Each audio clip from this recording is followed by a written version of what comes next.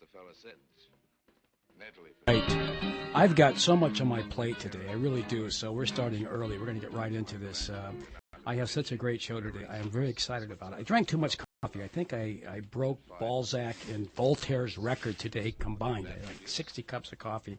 I do have a powerhouse show today. I have two people. If I had two people on the planet that I wanted on my show, they're here today. And that is legendary journalist, war correspondent, filmmaker, John Pilger, and the great publisher, and that's Julian Assange.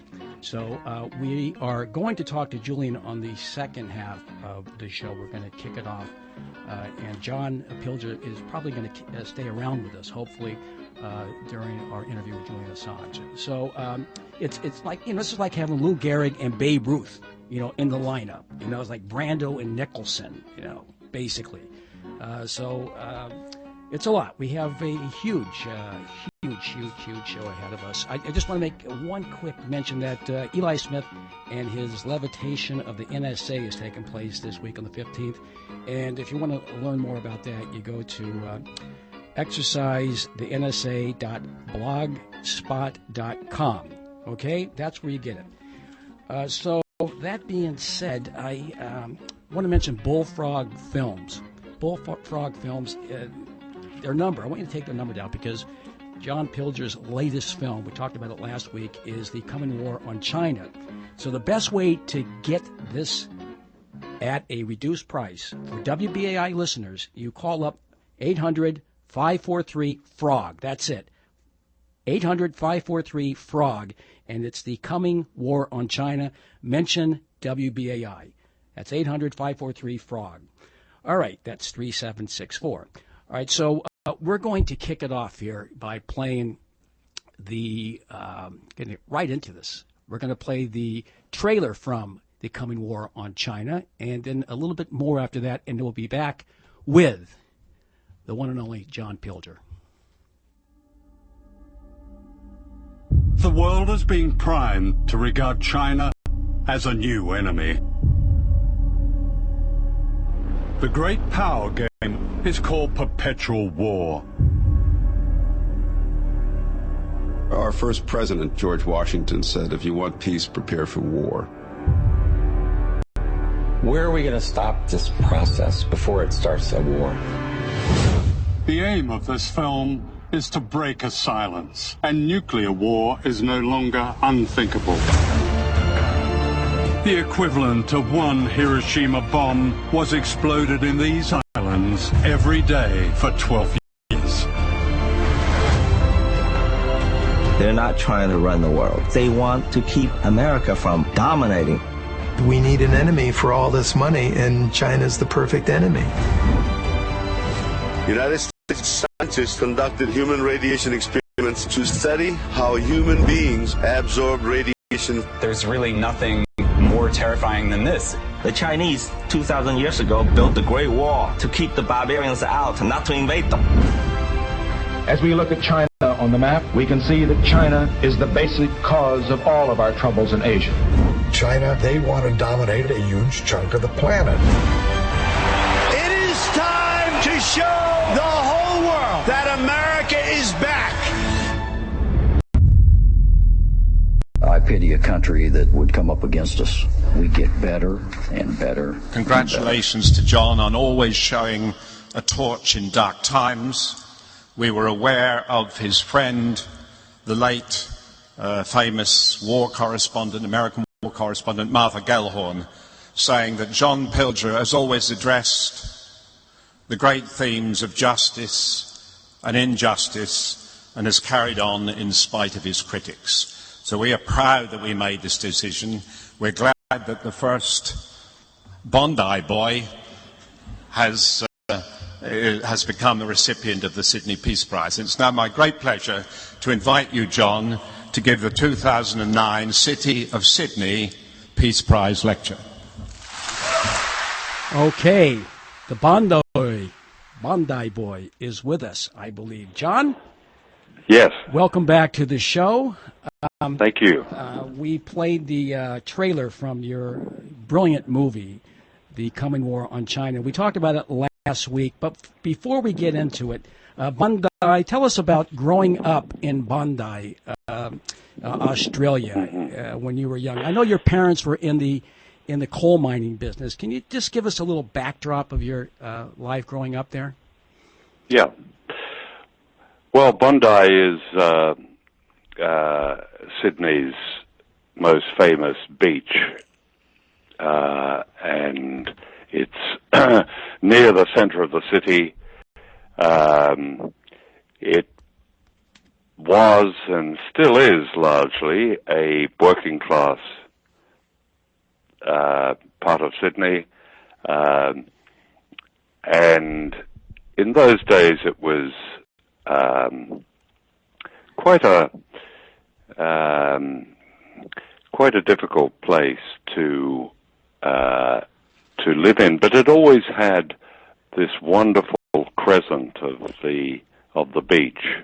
And as a kid, I grew up almost on the beach. I learned to swim very early. I learned to surf very early, and it became very much part of my early life. My parents came from the Hunter Valley, which is about 100 miles north of Sydney.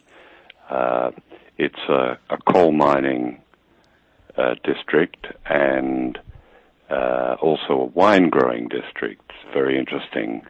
My father left school when he was very young, about 14 years old, and became a miner at 15. My mother was one of 9 siblings, the only one to have a university education, which she secured on a scholarship, and they met in Sydney. They had a certain underdog element in common, and my father was, having grown up in very difficult circumstances, was a very political man, and he was one of the members of the Australian chapter of the IWW, the Wobblies, which of course flourished in the United States around the early part of the 20th century. It wasn't exported except to 1 or 2 places in Australia, was where the Wobblies took up, and he was one of those.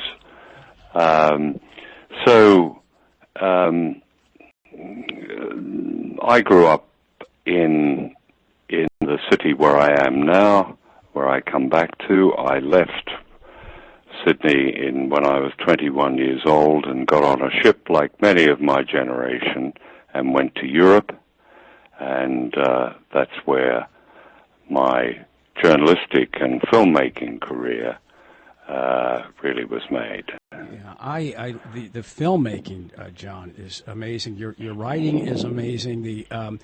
You began with The Mirror, I believe, and you started. Did you actually start in Southeast Asia when you were? No, I trained as a journalist in Australia first.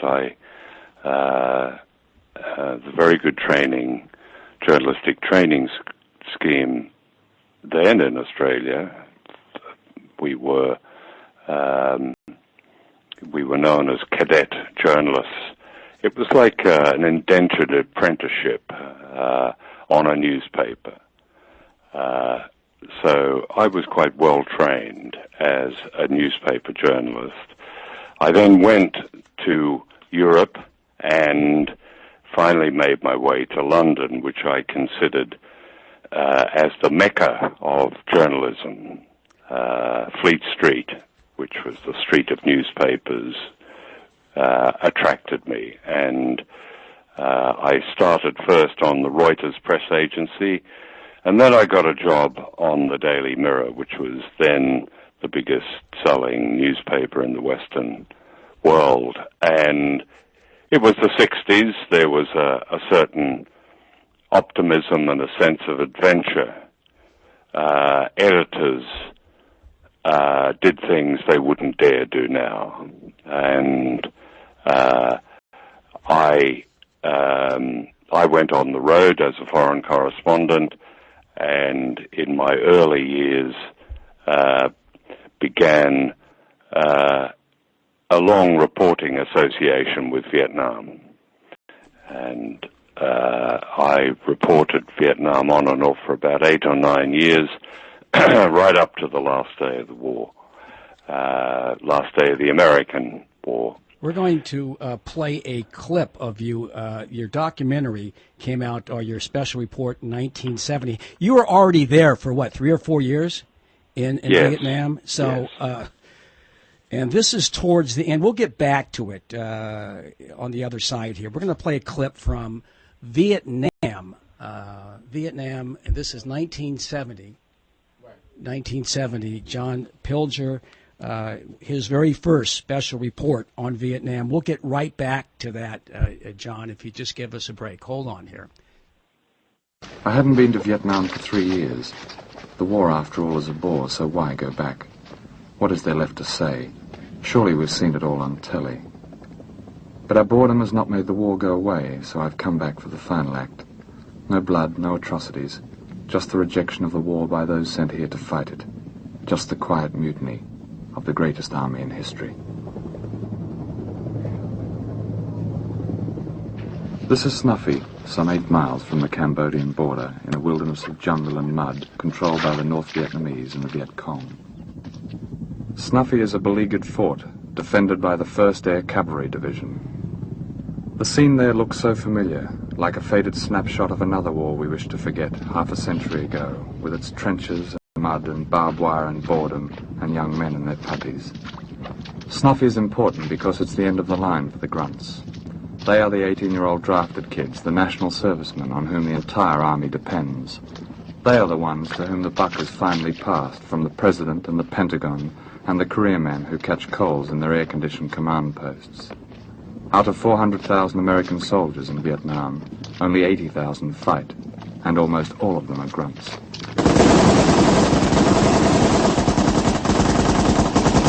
The grunts in 1970 are a very different kind of American foot soldier. They are mostly from a world unknown to their commanders. They are the graduates of an American rebellion that stemmed from the war they have been sent here to fight. And quietly but massively, they have brought that rebellion with them here to Vietnam. For the grunts are unraveling the very fabric of the military. They are growing their hair, wearing love beads, smoking pot, flourishing the V-sign of peace. And some are refusing to fight. The young men you see in this film are not a selected, griping minority. I've spoken to hundreds of young soldiers, and the rebellion they feel so deeply is everywhere. Wow. That's been 47 years. 47? Has it been 47 already? 47 years ago, John. I guess you still have pretty vivid thoughts of that tour of Nam. Yes, I'd been reporting there for a few years for my newspaper, and really I began a parallel career with television. I made that film for ITV, the Independent Television Network in Britain. And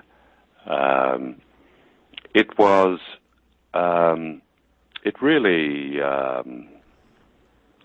I suppose, helped to break the story of what was becoming an insurrection within the U.S. Army in Vietnam,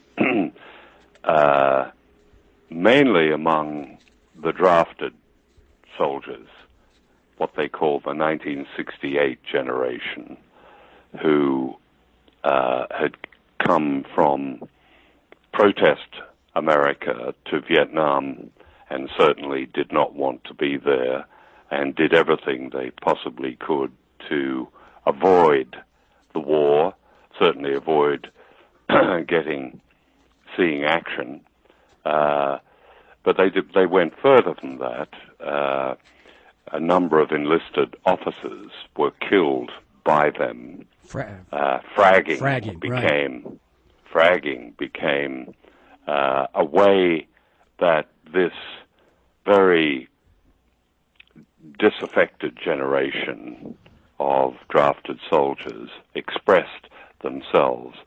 So the U.S. Army, which was a huge presence in Vietnam at that stage, it rose to about 500,000 men, was really falling apart from within, and that film revealed it. And it it got me into quite a bit of trouble. I'm sure it did. The ambassador in Britain was then Walter Annenberg, who was the great newspaper magnate, who was a close friend of the then President Richard Nixon, and he protested vigorously to the television authorities and the regulation authorities called in the ITV executives and basically said, "What the hell is going on?" As this kind of documentary perhaps hadn't been seen before. Although I have to say, at that time in Britain, the making of documentaries that challenged the status quo was a very exciting feature of life there. And this documentary, The Quiet Mutiny, was one of a series called World in Action, which is much missed.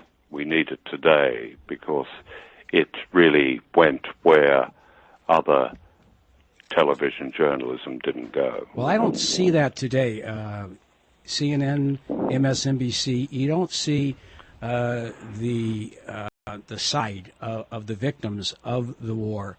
And NBC, CBS, it's totally changed here. Back then, BBC, what was BBC's coverage like during the Vietnam War? BBC's coverage was certainly not as adventurous as ITV. ITV is the main commercial network in Britain, so it's the opposition to the BBC. The BBC was, in the 1960s, certainly went through an extraordinary period under its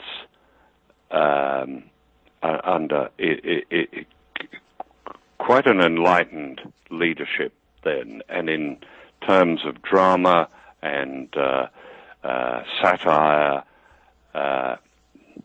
less so in current affairs. The BBC has always followed a line in current affairs, believing itself to have a kind of divine objectivity, when in fact it's simply a divine reflection of how the establishment thinks. That's the BBC. The BBC does some wonderful things, but not in current affairs, and not, for the most part, in documentaries. However, there has been some extraordinary BBC factual work. But it too, everything was changing. What was different then was that, to use that word of today, there was a space had opened up for other views, for a view other than that of the established status quo, the acceptable view, the accredited view. That, of course, dominated, but it was almost a kind of, I think as Vandana Shiva once described, this insurrection of subjugated knowledge, and it came through into certain elements of journalism, certainly in the arts, certainly in literature. That really made it such an exciting time. Right. We've regressed back, though, at this moment in history, at least in the mainstream media. As Danny Schechter, a mutual friend of ours, the late Danny Schechter, said, the more you watch, the less you know. Do you agree with that? Very good way of putting it. Do you agree with that axiom by Danny Schechter? Yes, Danny Schechter contributed hugely. Danny, who worked within the television system, unusually in the United States, became something of a rebel. And he had a long association with South Africa in telling the real story to Americans about apartheid in South Africa. He did some wonderful work, but he also analyzed the media, and that, again, that's very unusual for journalists, producers, those within the media.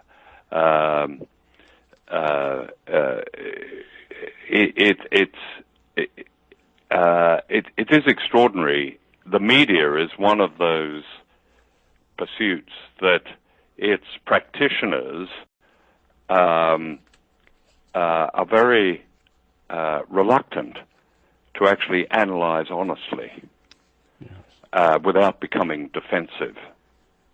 And that's why there has been such regression has been allowed, a regression to the point now where there's hardly journalism. Well, you think these people are in it anymore. for this? Are these people like David Gregory and others at MSNBC and CNN? Are they doing it for the money and the stardom, or were they abducted early and they're just part of the system? Or I mean, you do it out of commitment, and they do it. I don't even know what their motivation is, but it certainly is distressing to watch. There's nowhere to go except for the internet. Your thoughts? Yeah. Well, I do it out of commitment, yes, Randy, but I do it out of being a journalist, frankly. I mean, I don't you sounded priest-like, you know. I know. Do it out of, I know that. I'm sorry. I do it out of being. I do it because I like being a journalist. I think it's a privilege. I think these people are in show business. Right. They're not in journalism. Right. And there's always been an element of that, especially in television. There's always an element of performance. Of course there is. That can't be avoided. Well, but now it's taken on a life of its own. I don't know whether that's such an old-fashioned term, show business. What is it? I have no idea what it is. Public relations. Yeah, public relations. Edward Bernays invented that word to try and think of a nicer way of saying propaganda. And I think that's probably what it is. It certainly isn't journalism. I find most of it unwatchable. In answer to your question, I don't know. You'd have to ask them, and I'm not sure that they'd be able to answer either. I think fame and fortune has got a lot to do with it. They certainly become famous, and they certainly accumulate fortunes. So maybe that's it, but I'm only guessing. I don't know. It's not journalism. Well, when I say that commitment, I mean a commitment to truth, commitment to human rights. You have like this peace. Yes, I know what you mean. I'm sorry. I don't wish to. I know that if you weren't a journalist, what I'm saying, if you weren't a journalist, you'd probably be running a human rights organization, making very little money because you do it because there's a sense of goodness in you. That's what I'm saying. And I want to go. Well, yeah, all right. We don't want to stray into that. That's look, a morality. I grew up and trained on a newspaper that might have straight have been out of Ben Heck's The Front Page. I was a copy boy. People did shout, boy, and I had to go and grab the copy. I love the romance of newspapers. I love the good story. I'm not sure there was, the goodness side played there. I just love the whole idea of newspapers. But as I traveled, as I saw the world coming out of Australia and seeing the world, I was deeply shocked, I have to say, that most people lived the way, or were forced to live the way they did. And that and, of course, the influence of my parents, who had my mother was once asked,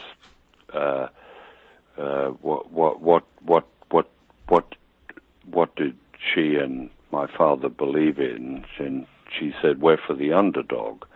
And I think that was a very powerful force in my upbringing. And when I saw how people really lived in the world, that, of course, then informed my journalism. And it developed over a period of time. And I was drawn, I think, almost inexorably to the kind of writing about people's struggles. I do believe that is what journalism should be. I think journalism should be about telling human stories and looking at the world from the ground up, not from the top down. And most so-called mainstream journalism, God, I hate that word, mainstream, so-called mainstream journalism is looking from the top down. Right. So it represents authority. I have a very strong anti-authority streak. I've had it since I was a kid. It used to get me into trouble.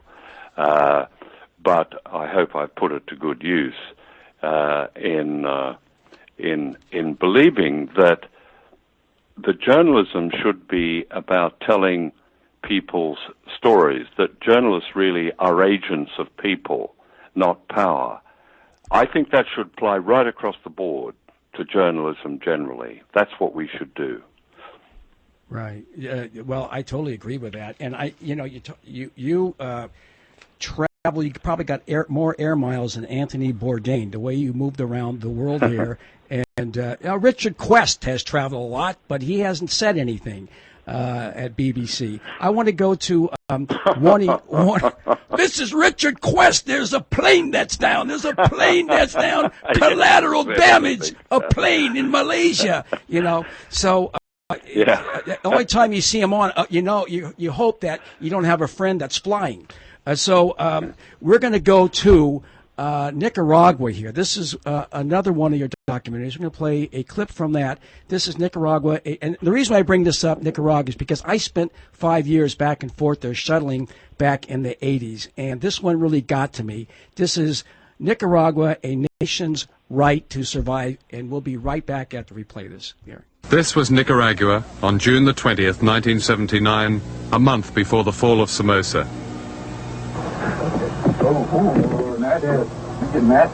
The man you see on the ground is Bill Stewart, an American TV reporter.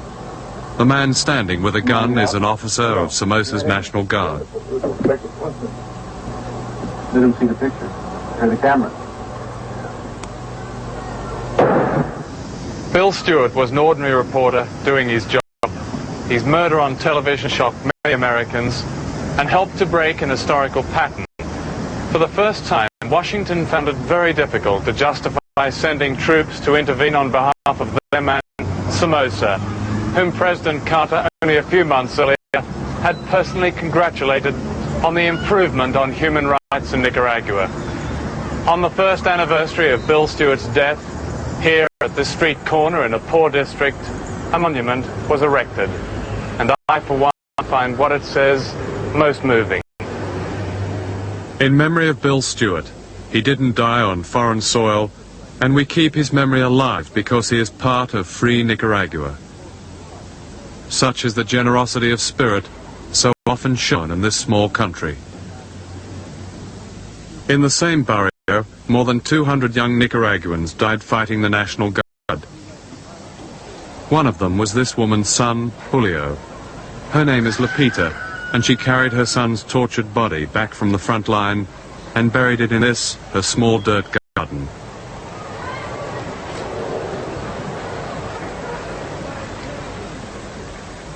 Her other son, Manuel, simply disappeared. Opiniones personales sobre la agresión. Es bastante. My personal opinion about the aggression is that these people have no feelings whatsoever. because they lived exactly as they pleased for 50 years.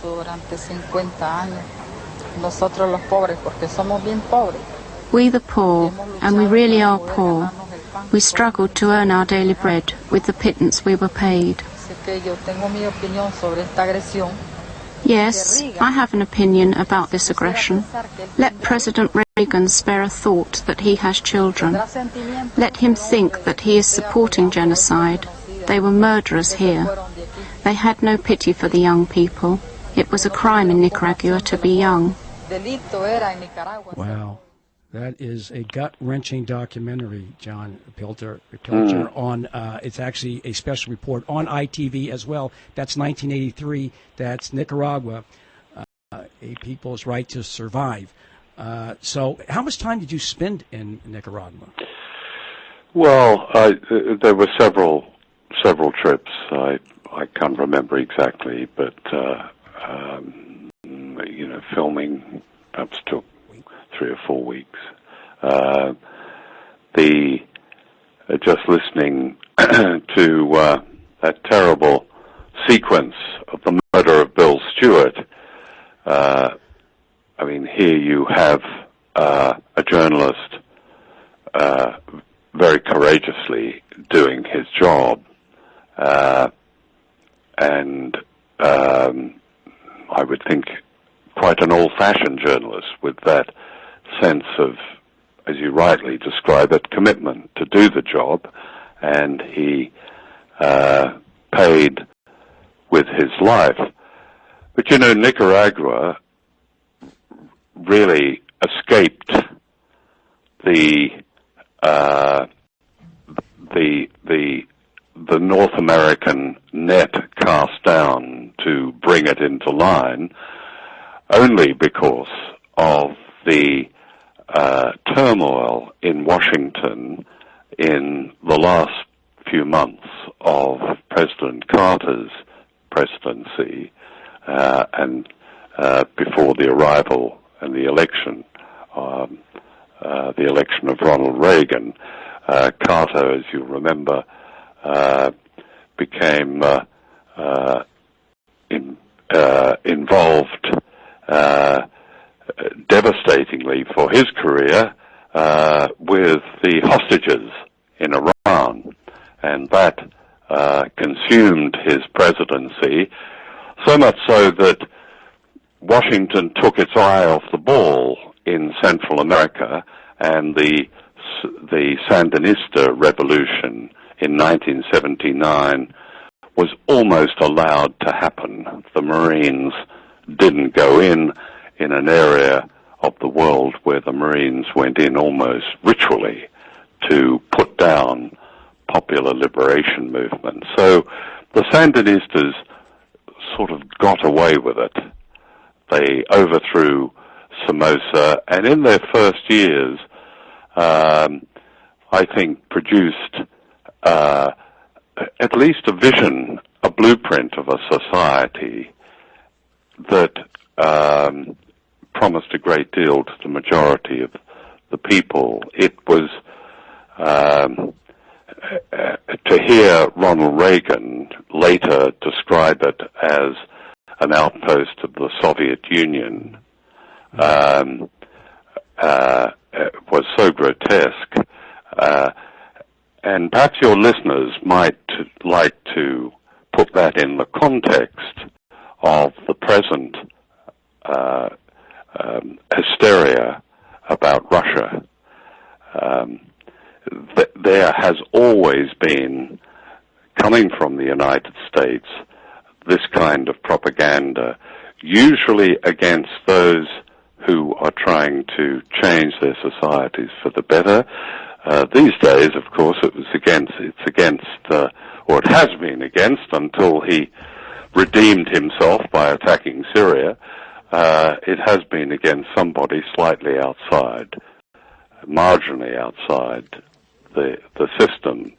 I remember being in Nicaragua in the mid-1980s when Ronald Reagan was doing as the U.S. representative at the United Nations did recently, producing certain photographs and as Colin Powell did in 2003, charts and maps showing the Soviet presence in Managua, and the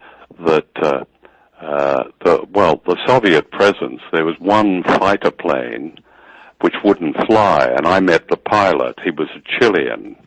I met him at a party, actually, and he spent the whole night lamenting the fact that his plane wouldn't fly. That was the threat to the United States from tiny Nicaragua, 3 million people, a tiny, impoverished country, which Reagan declared as a national security threat to the United States.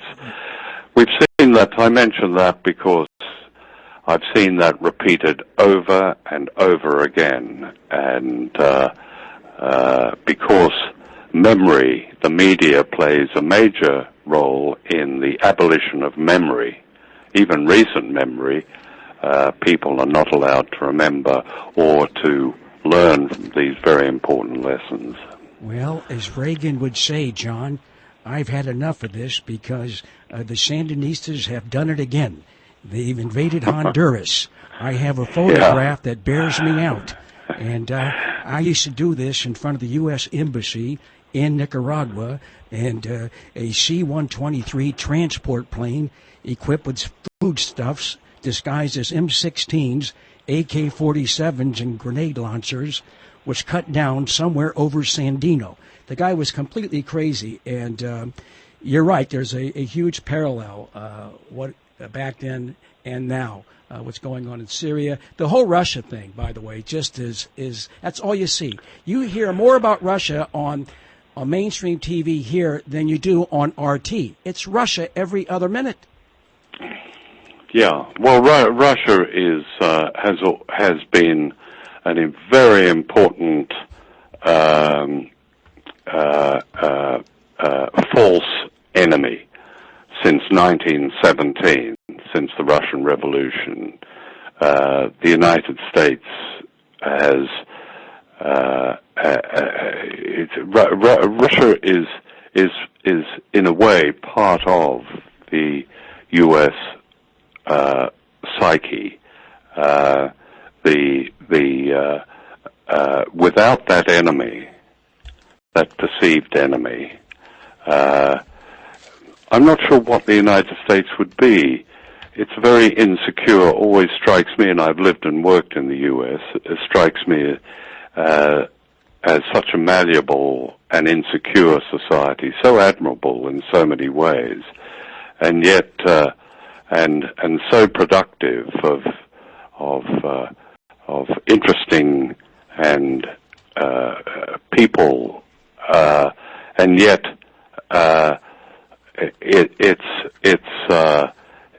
its position in the world for those of us who don't live in the United States, and many of you who do, has become almost intolerable. Yeah. It's such a source of instability and violence.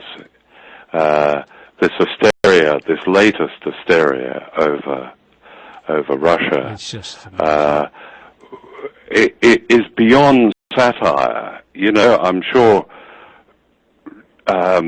Randy, if you applied your skills, your satirical skills to this, you might have a difficult time. It seems to be beyond it. It is.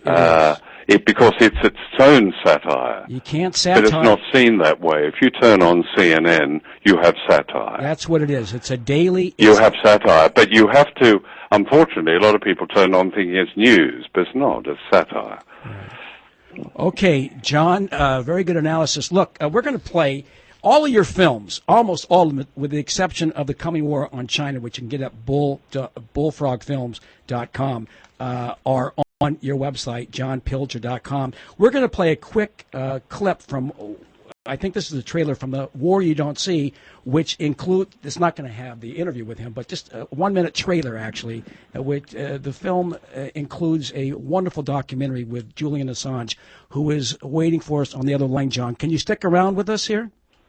Yes, of course. Okay, so John Pilger, we're going to play this from this is from 2011, I believe, The War You Don't See. We'll be back with Julian Assange. What happened was a crime. It was a crime on a very large scale. This film is about the war you don't see. The film will ask, what is the role of the media in rapacious wars like Iraq and Afghanistan? And how are the crimes of war reported and justified when they're our crimes? Oh yeah, look at those dead bastards. Nice. Modern democracies don't leave marks.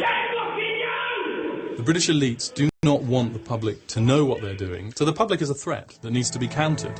This kind of atrocity is not an aberration. This is not an everyday occurrence. If it was an everyday occurrence, we would certainly know about it. The lives of countless men, women, and children depend on the truth. This film is about your right to know.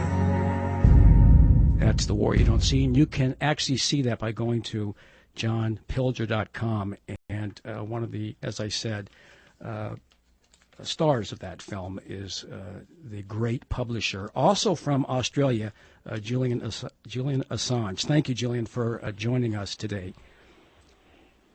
G'day, Randy. Can you hear me? Yes, I can. Thank you for being part of this. You know, I've been trying to get you for about 6 months now, and I'm thrilled that you are on. I have the greatest journalist on the planet and the greatest publisher on the planet at the same time, and both are from Australia.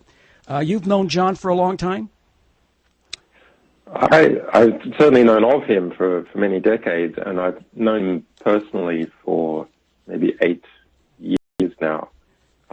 And he's been a big supporter in the situation that I'm going through in this country.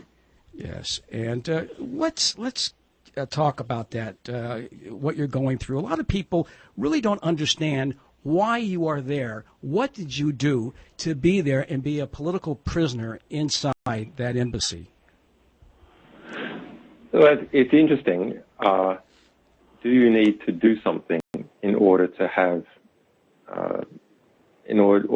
a kind of modern interstate system make life very difficult for you and detain you without charge, in my case, for 7 years? I'm not sure you do. That's part of the problem when justice becomes arbitrary. The system doesn't just strike out at its critics. The institutions that comprise it are also fearsomely stupid, especially where they're engaged in secrecy, because excellence is not promoted by secrecy, because poor work can be covered up, or poorly performing contractors are not favored under contractors that perform well. So I'm not sure you do actually need to do anything wrong. The system can just come down on your head, and you can be swept up in it for decades. In my particular case, of course, I have rather specialized in my life since being a young teenager in provoking the hell out of it. So I do kind of understand that it's, in that sense,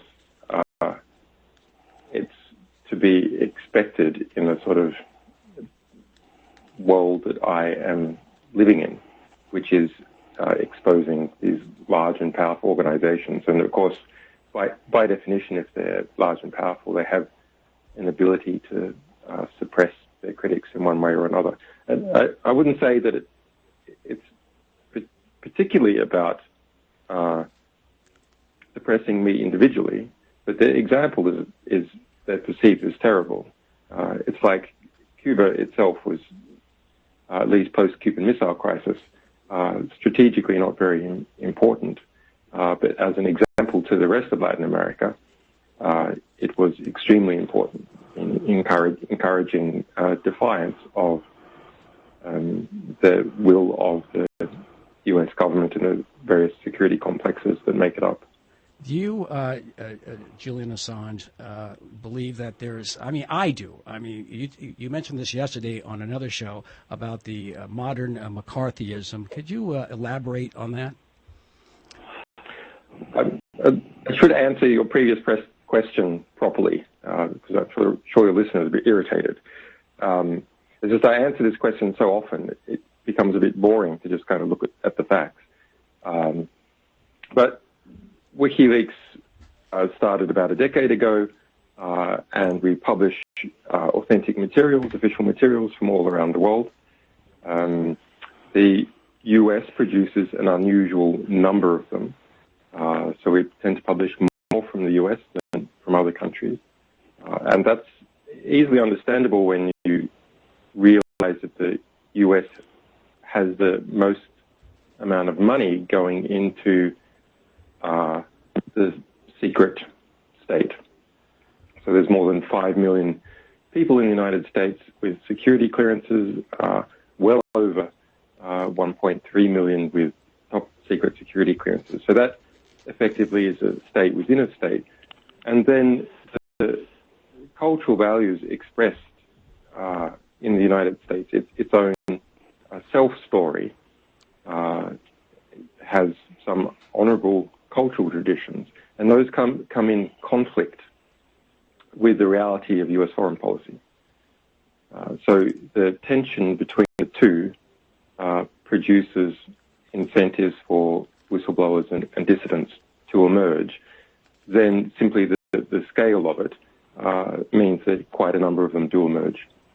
And so a grand jury was started in 2010, what the U.S. government internally called a whole-of-government investigation, criminal and intelligence investigation against me and other people in WikiLeaks. One of our alleged sources, Chelsea Manning, was sentenced to 35 years in prison. He was severely abused in 2011, 2012. UN Special Rapporteur on Torture formally found that he had been subject to cruel and inhumane treatment. That grand jury continues on in my case, and the US government has just announced that it has expanded it to also include our recent CIA publications. It's run by the National Security Division of the DOJ and by the Criminal Division of the DOJ.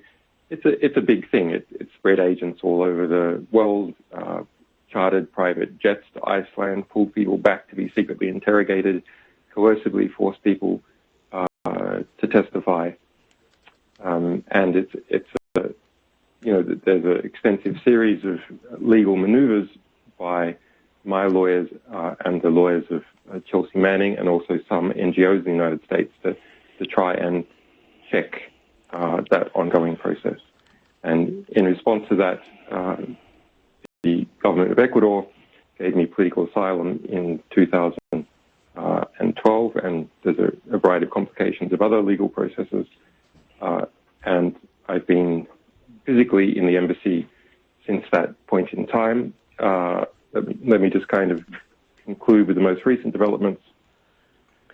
On the 5th of February 2016, the UN announced its formal finding. I sued the states of the UK and Sweden at the United Nations, and I won. And it was ruled that I should be released immediately and compensated. The UK then appealed that ruling, and it lost on the 11th of November. I see. And so where does it stand now? What is the legal battle ahead at this point in time? I mean, it's a two-front battle. You have the U.S. and then you have these trumped-up charges from Sweden. No charges, Randy. No charges. Right. I'm sorry, trumped-up I have never been allegations? At any point in time. Okay, all right. So you've never been charged with anything, that's the deal. You've never been charged. I'm sorry that I said that, but they keep throwing that out there. And so why does Sweden want you? Well, Sweden has shifted in its position. So Sweden became well known in the... This is an interesting story. I will try and get through it quickly. Going back to the 1920s, Sweden entered into that period of European utopianism that was there both on the Nazi right and that was present in the left. Both those elements were strongly present in Sweden, including the Nazi Party. Sweden itself had a relatively new vision of democracy. It's not, if you look at its origins, it's not really part of the Western European cultural process. It introduced political parties about the turn of the century.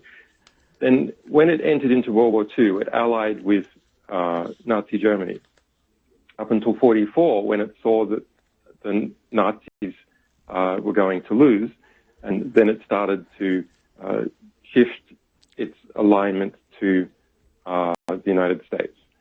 But it never properly denazified. There was no revolution or anything like that. And in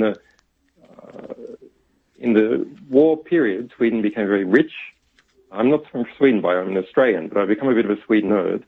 In the war period, Sweden became very rich by breaking sanctions and setting up a lot of German fronts within Stockholm and shipping about 40% of all the iron ore to the German war machine. So it came out at the end of World War II with about 2 decades of advancement compared to the rest of Western Europe, and was one of the wealthiest countries in the world of any size.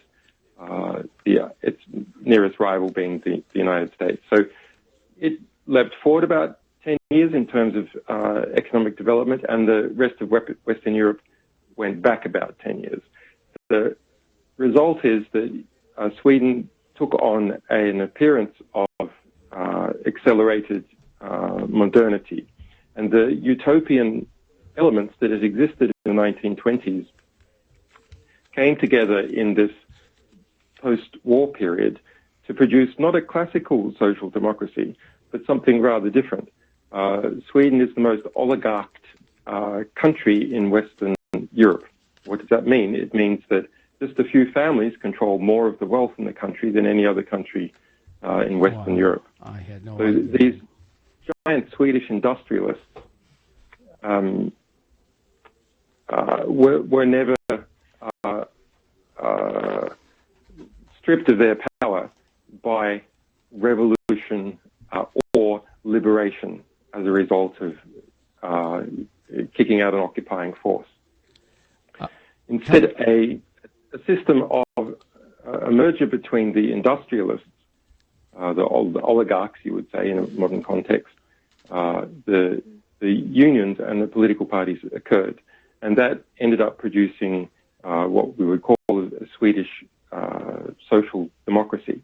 And that then became famous as something as a kind of political phenomenon to be envied.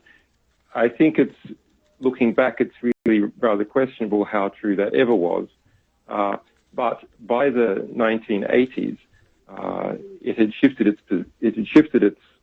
position and started to publicly ally itself with the West, but no one really cared by that point in time. Under the surface, it had entered into a secret intelligence sharing agreement by 1954 with the GCHQ in the United Kingdom and with the National Security Agency in the United States. And that went to a mass surveillance agreement in the early 2000s, and the Swedish military-industrial complex, which is a big part of the Swedish economy, sort of became very tightly integrated with the US and UK supply chain. So Sweden, as a state, it has its problems like all states. It has some good things going for it, but it is not in any way independent from the United States, unfortunately. Well, I thank you for that history lesson. I had no idea. I mean, I look back at Sweden in the 80s. John Pilger is on the other line talking about Nicaragua. Olof Palme certainly helped out Nicaragua a lot, and that's the vision I have of Sweden back in the 80s. And I thought it was just recently they drifted on this right-wing course. But that's it's been happening. It's been happening since at least '86 when Olof Palme was assassinated in Sweden. Yeah, but I mean, there was a period of time, about 5 years really, where Sweden was supplying about a quarter of the budget of the ANC, not for very long, and was also taking a number of refugees from Chile under Pinochet, routed through its embassy system and so on. So it's interesting to think what that was about. Sweden historically is a country of empire, but as Western Europe, other Western European countries got bigger, it hasn't been able to kind of seriously invade countries out of its borders for about 200 years now. But it does have a certain ideological, empirical ambition from time to time, and that has allied with particular other ideological or geopolitical tendencies in the rest of the world as time has gone by. But since the late 80s, it's been very much in the embrace of the United States. That's some analysis there. But they don't like to. They don't like to say it. I know they have this image of being some progressive nation like Switzerland being neutral. But I got to move away from that because we have 4 minutes left here. This is moving very quickly. We got less than 4 minutes. All right, so I have to ask. This whole thing about Russia and trying to vilify you as some agent of the Russians. It's complete garbage. What is your response to that? Well, it is complete garbage. We've published more than 600,000 documents about Russia, Vladimir Putin. Many of those documents have gone on to legal court cases, and books have been written about the Russian organized crime as a result of our publication. So it's just complete nonsense. If you look at what the allegations are about our non-electoral publications, well, about a year and a half ago, we published John Brennan's emails about last Obama head of the Central Intelligence Agency. The allegation there, that everyone doesn't say very much about it because it doesn't help them politically, is that those were hacked by a 16-year-old boy in the UK Midlands, and he had a pal in the United States who's about 22, who helped promote him. That's the allegation. And they've been formally charged. Our most recent publication about the Central Intelligence Agency, a very serious publication. In fact, it's the largest intelligence publication in history, or will be by the time it's complete. Definitely the largest known intelligence leak in history. The allegation by the U.S. government is that originates from a contractor. They haven't worked out which one yet, they say. But that's the allegation. So, yeah, I mean, it's very boring in a way. It's Democrats. Yeah. It's kind of it's obvious stuff. It's a Democratic Party, normally on election loss, would go through a hell of a recrimination game and see who was responsible for the loss and purge them from their positions of influence and replace them with others. Right. That was a historical moment that the Democrats could have had. They certainly could have. My opinion is this. They could have had that. They could have had it, but they were successful in hyping up this Russian narrative and thereby distracting from what would be the normal course of events. I would like to invite you back next week. This is just the beginning. I want to talk about Vault number 7, about Grasshopper. There's so much to talk about. We just barely broached some of the things that are on my notes here. I want to thank Julian Assange, the greatest publisher, man of great integrity, John Pilger, one of the greatest the greatest journalists around today. The two of you say goodbye to each other, and we'll... Randy, I'm not saying goodbye Julian. to John. I'm not saying goodbye good to to hear John. you. But, Randy, I just want to say it's Julian Assange and WikiLeaks that have returned honor